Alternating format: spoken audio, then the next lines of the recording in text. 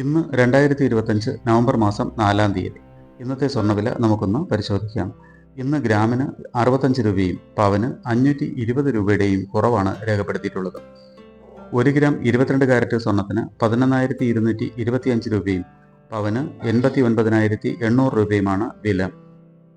1 gram 24 carrot സ്വർണ്ണത്തിന് 12,246 രൂപയും പവന് 97,968 രൂപയുമാണ് വില. 1 ഗ്രാം 18 കാരറ്റ് സ്വർണ്ണത്തിന് 9,184 രൂപയും പവന് 73,472 രൂപയുമാണ് വില.